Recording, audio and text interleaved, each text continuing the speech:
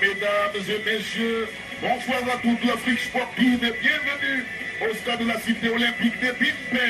Match d'ouverture de la 34e édition de la Coupe d'Afrique des Nations de football. Les éléphants de Côte d'Ivoire affrontent les Yurtou de Guinée-Bissau. Les éléphants auront-ils les ressources nécessaires pour un départ propitiatoire dans cette compétition? Ça va se savoir au bout de 90 minutes.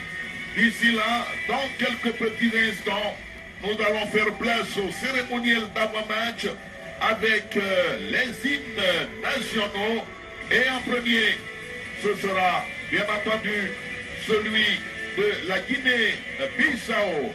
Je suis ce soir avec l'international sénégalais Alassane Ndour, finaliste de la CAN de 2002 au Mali avec les Lions du Sénégal. On y va pour l'hymne national de la Guinée-Bissau.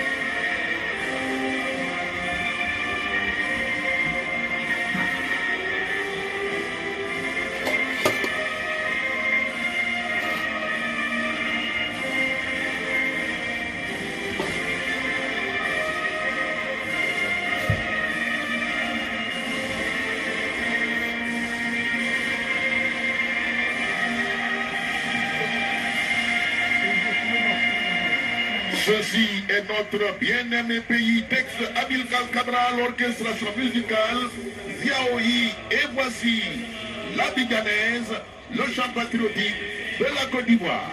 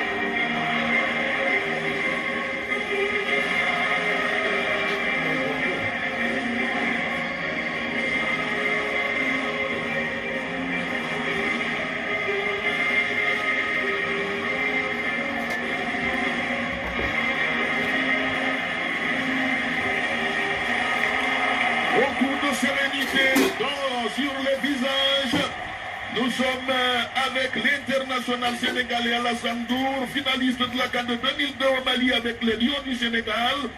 Bonsoir Ndour. Alors, les matchs d'ouverture sont généralement laborieux pour les pays organisateurs. Bon, comment c'est tout comprenant qui est au four et au moulin, qui est en défense et en attaque, il faut porter le jeu en avant. Vraiment, c'est une très très bonne façon de démarrer cette CAN pour la Côte d'Ivoire. Salué par le public du Bimpe. Les Ivoiriens ne pouvaient pas mieux commencer cette opposition. 4e minute. Et les Bissau-Guinéens, ils vont essayer de revenir très rapidement. Mais il y a la faute de Moreto Kachama qui joue en Chypre à l'Omonias Nicosie. Et ça va repartir avec les éléphants de Côte d'Ivoire. Les éléphants qui temporisent. Ah, il y a cette pression. Le marquage bien exécuté par Anderson Silva. Elle va commettre la faute. Le latéral droit des Coutou. Et les éléphants peuvent repartir. Et ce ballon de Singo qui va trouver un pied adverse. Attention avec ces Coutou. Eh oui, attention, il ne faut pas s'emballer, il faudra continuer à jouer parce que eux, ils ne vont pas lâcher l'affaire. Comme je disais auparavant, ils n'ont rien à jouer, ils veulent juste, voilà, ils veulent sortir de leur poule, ils veulent faire un bon match. Donc voilà, ils essaient de produire du jeu aussi, ils essaient de faire des fautes, ils essaient d'accrocher. Et surtout lors de la CAN au Gabon, ils avaient égalisé dans le temps additionnel après l'ouverture du score par Aubameyang. Donc c'est pas fini, rien n'est encore joué. Absolument. Il faut rester concentré côté ivoirien et essayer d'additionner ce résultat déjà acquis pour se mettre à l'abri de tout retour, de toute surprise bissau-guinéenne. Eh bien la défense surtout, des contrôles qui va s'appuyer sur Oparine Doko. Oparine. Ouais, comme j'ai dit, les Ivoiriens essaient de les étouffer en montant très très haut. Mais attention aussi à laisser des espaces derrière, ce qui va faire profiter nos attaquants bissau-guinéens. Ce ballon de Fali Kondé. Il a profité de sortir la catastrophe. Yaya Fofana, qui va s'étendre de tout solo sur ses 194 cm pour aller chercher ce ballon. Les éléphants qui contrôlent. Avec Seko Fofana, l'auteur du but ivoirien. Wilfried Seko va retrouver Ousmane Diomandé. Les éléphants de Côte d'Ivoire. Ivan Ovite Pika. On a vu une belle qualité de centre de l'arrière gauche Kandé. Belle qualité de centre qui a failli créer une occasion. Attention à cette offensive ivoirienne. Bien. Avec le visage fermé de Jean-Louis Gassé. Le 33e sélectionneur des éléphants de Côte d'Ivoire. Depuis la première gamme des éléphants à Tunis en 1965. Jean-Philippe Grasso qui nous fait mentir sur ce travail. Regardez ce contrôle superbissime et l'enchaînement. Et ça fait 2-0. Et il est tout aussi épatant le travail préparatoire de Jonathan Fousseni Bamba. La chicno de récupération et du bout du pied. Il envoie ce ballon hors de portée de Oparine Djoko. Les Gourtou viennent de perdre une deuxième canine. Ça fait 2-0 pour les éléphants de Côte d'Ivoire. Et oui, 2-0 pour la Côte d'Ivoire. Très très beau but de Grasso. Sur un beau débordement de Bamba aussi en percussion qui est passé pour une fois. Il est passé devant notre défenseur peigneux. Et ça a été la bonne, avec une belle inspiration de Grasso, avec un joli but en acrobatie qui a surpris le gardien. Et c'est reparti. Les éléphants de Côte d'Ivoire qui ont besoin de se donner davantage de souffle.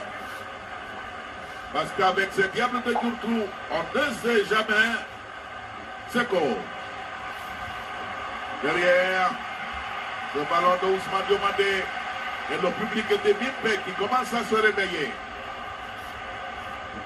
Ils doivent être beaucoup plus relâchés. Maintenant, il faut jouer. Ah oui, il avait bien raison parce que on a connu là un début de deuxième période, un début dormitif côté ivoirien. Et donc, cela avait plongé les spectateurs qui reviennent et qui donnent de la lumière. Et c'est bon à voir à Bimpe. Voilà les passes qui cassent les lignes. Gisley Kona et l'arbitre égyptien Amin Omar va se mêler de la partie. Changement pour les Ivoiriens. Et c'est Jonathan Bamba qui va sortir.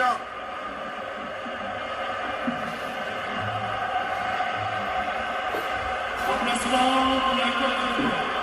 Sortie, c'est l'attaquant